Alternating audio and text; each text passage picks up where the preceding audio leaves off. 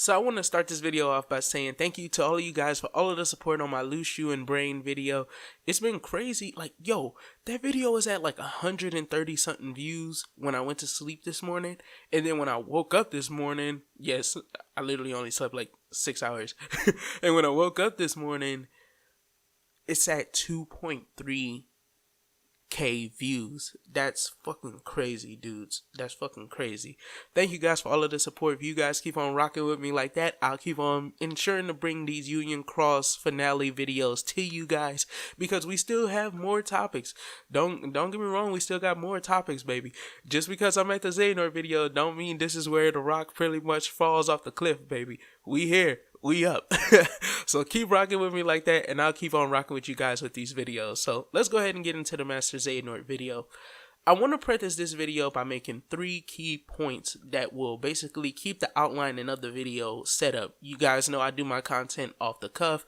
It's probably something that hinders my content. It's probably something that makes my content enjoyable, because then I just give you guys the whole plethora of thoughts. It's kind of like a stream of consciousness, but I give you guys the plethora of thoughts of where I come from, which allows me to have the ability to not miss anything by scripting it.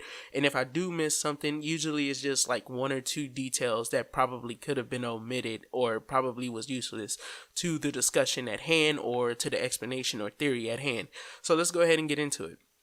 Number 1, Master Xehanort mentions within his secret reports within Kingdom Hearts Birth by Sleep that he found out information about Kingdom Hearts that revolved around how Kingdom Hearts functions when it comes to the hearts within the universe. Basically, hearts go up to Kingdom Hearts and then are created into new hearts and then resurrected into a new body, which would be the birth of a new life within the universe. That's the resurrection process that Kingdom Hearts grants as a figure, or as, I guess you could say, in air quotes, the god of the universe. It does the whole resurrection thing and puts another life right back out. It does the reincarnation, if you want to say. Then, for the second point, he mentions that in his adolescence, he always had darkness calling out to him from the distance. This was something that he started off with a little bit of fear of, but then he realized that without the fear that he was feeling, of course, he could go on to tame and control the darkness, which is how he becomes the seeker of darkness. And then we have the third point, which is that Master Xehanort always wanted to have students. And this is important because a lot of people, when Kingdom Hearts 3 first came out and we reached the ending and people saw the ending, and, you know, Xehanort was shown to be this very much different character to their knowledge. He was this very much different character, with Ericus telling him, oh, you don't have to worry about trying to defend the world anymore. These kids, they got that. And he's like, oh, you're right. You know what, Ericus? Let me give the Keyblade to Sora and tell him very well done, and, you know, pass on with a smile on my face. People thought that that was strange coming from Master Xehanort, or they felt like Master Xehanort didn't deserve to have an ending like that. But the thing is that it's always been alluded to that Master Xehanort, Ansem, and Xemnas were nothing more than just teachers to Sora, Riku, and Kairi. And I'll get into that a little bit later. So let's revert back to the very first point, the resurrection within Kingdom Hearts. It makes perfect sense that Xehanort is player character, because Master Xehanort learns all of these details about the past, about Kingdom Hearts, and other things simply by living his life. And when I say simply by living his life, I mean that Master Xehanort never describes himself finding out this information and these details about their universe as it be from anyone or any designated place.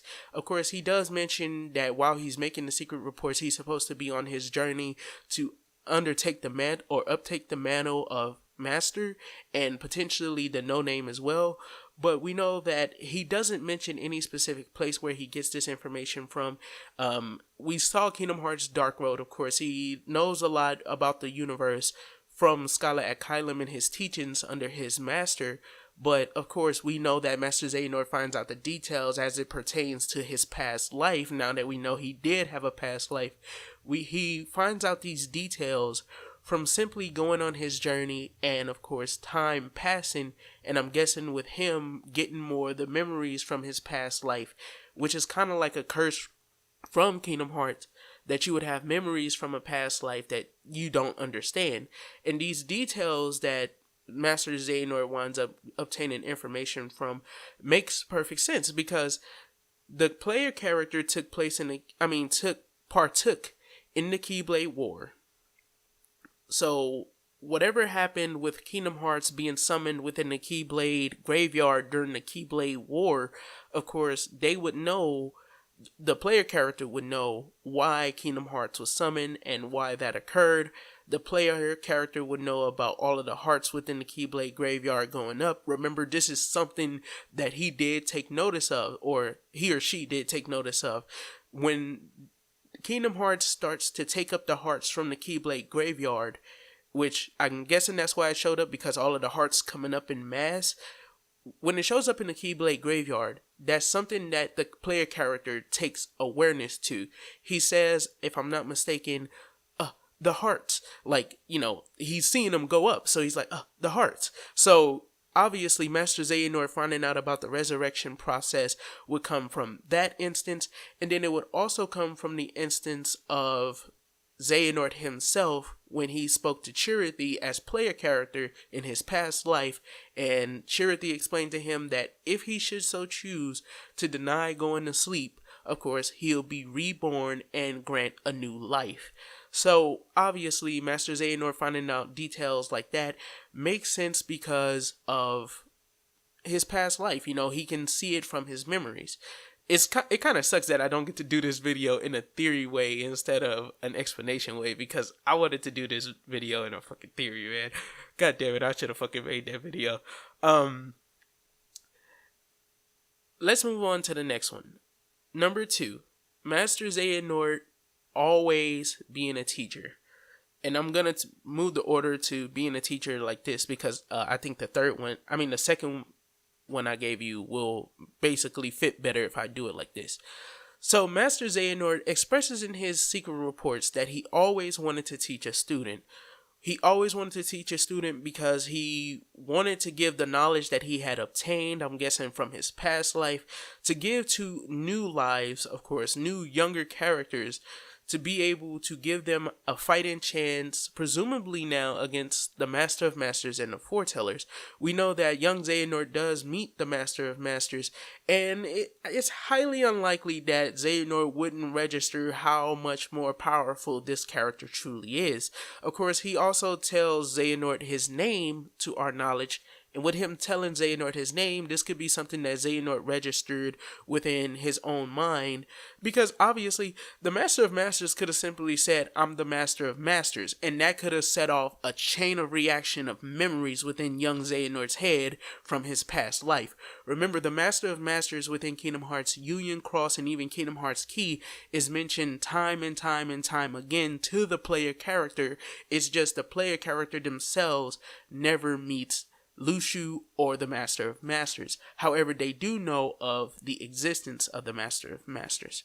So it would make perfect sense. Like, once he says the Master of Masters, he may not have told him his real name, but once he said the Master of Masters, things could have just clicked like that for Master Xehanort. That could have been the moment where all of the memories of his past life came rushing back, or that door that I guess Kingdom Hearts potentially locks off just busted open, and it was like all of that information just started to flow in, of course. And when he goes to sleep, he sees new memories every time he goes to sleep of his past life.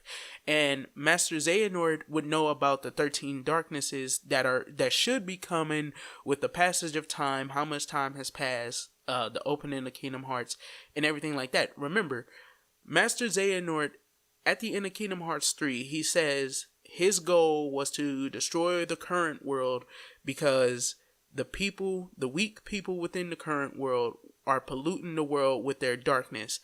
And that makes sense in the context of Kingdom Hearts Union Cross's ending, because player characters sacrifices themselves to stop the darkness in its tracks. So obviously this would be something that he would have a fear of, and even player character presumably had a heart that had enough darkness within it that the darknesses, as strong as he was, could afflict him. The Foretellers, as strong as they were, could be afflicted by these 13 entities of darkness. And with this, you guys will understand why I changed the order despite the way I laid them out. Because the last one is going to be Master Xehanort hearing the darkness calling out to him, and how he eventually becomes the Seeker of Darkness. Because Master Xehanort says in his adolescence through the secret reports within Birth by Sleep, he heard the darkness calling out to him. It was like beckoning to him to follow the voice to wherever it led. And when he finally does follow and listen, he says that he finds himself within a stream of darkness. And when he finds himself within this stream of darkness, he begins with a level of fear that consumes him. But as time goes on and he starts to carry this darkness, he learns that it's nothing to fear, but rather it's something that can be tamed and controlled to grant him a power that's different from, I'm guessing, all of his peers. Because all of his peers are shown to, I guess, have that mark of mastery through the same guise of how Master Ericus saw it. Whether or not characters could be pushed to their absolute limits by their equals, Terra and Aqua, going at it heads up and of course fighting with the Keyblade, and still be resilient and still have enough consciousness over their power that they don't tap into the darkness that they have. So, of course, with that being said, Master Xehanort takes a different approach, a different route, which is taking the darkness and kind of going in a way like how Riku was throughout Kingdom Hearts 1 to Kingdom Hearts 2. Of course, if we throw in the side games as well, such as 305 Days over 2, if we throw all of that in, we saw where Riku went through that vast expanse of training to be able to control the darkness, which Ansem the Seeker of Darkness is right under Master Xehanort when it comes to the darkness, because Xemnas is more so like a Twilight character. He's more so darkness based, but with light too. That's why he can use like those dark lightning like bolts and stuff when he does the little thing. I mean, yes, all super strong nobodies can use them except for, certain characters. But if Dusk can do it, they all can do it. They just choose not to use it. But Xemnas seems to be highly proficient at using it. Let me say that. So of course, that would be the 3 points. So how does this all go into Kingdom Hearts Union Cross, and why does it make sense? Well, because the player character dying within Kingdom Hearts Union Cross and then being revealed to be Master Xehanort sets up a potential possibility not for Master Xehanort to return, not for player character to return, but for Master Xehanort to be the character that he is. We see him in Kingdom Hearts Memories of Melodies telling Kairi that, I sent you off on a mission. And this goes back into him wanting to be a teacher. This goes back into him teaching all 3 of these characters. I sent you off on a mission, and that mission was to find the Keyblade wielder. I told you that should you not find the Keyblade wielder wherever you wind up, then we'll have to start again. So that means, I'm guessing, that he would have to jump through time and reprogram where she's going to go and then send her off. And now we know that she was sent off in a life raft too because of Kingdom Hearts Union Cross. So that it's all starting to make sense. But I'm guessing with a little help from Aqua, she did wind up finding that Keyblade wielder, because it seemed like he was just going to send her off into the vast expanse of the universe, and the lifeboat, with sensing that she was in danger or whatever, would send her to a light. That's what he says, I believe. It would send her to a light. That light would more than likely be a Keyblade wielder.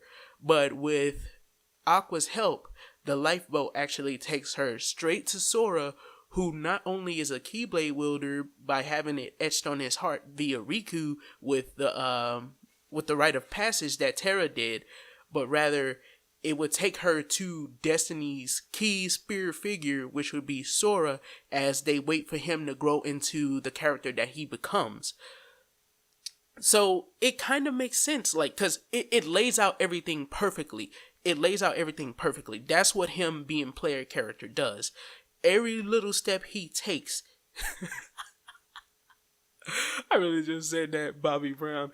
Every little step he takes basically is like a designation of his past life. It's him basically setting up these characters for them to be able to, one, not fall into the same pitfalls that he fell in. Because think about it like this.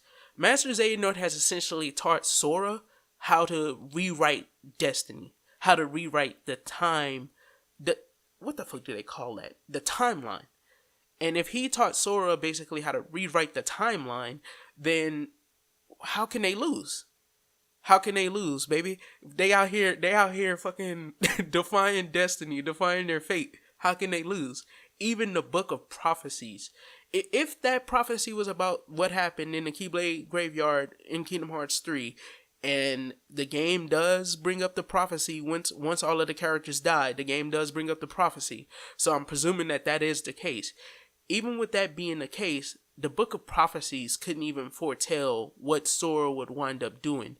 And Master Xehanort was still holding the no-name Keyblade by the time Sora saves Kairi.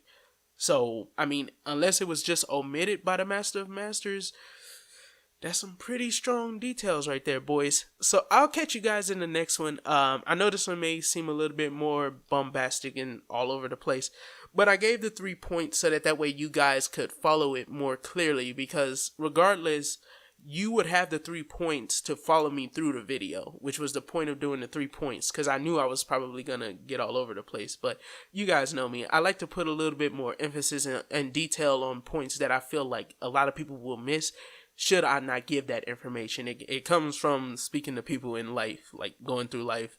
So thank you guys for tuning into this video. I hope you guys enjoyed this one just as much as you enjoyed the Lushuan Brain video. I don't think this one will be as big, but if it does do that, then I'll come at you guys with the next topic, which would be where that all of the union leaders wind up, and of course why we do not see Scald. Thank you guys for tuning in, and I'll catch you guys in the next one.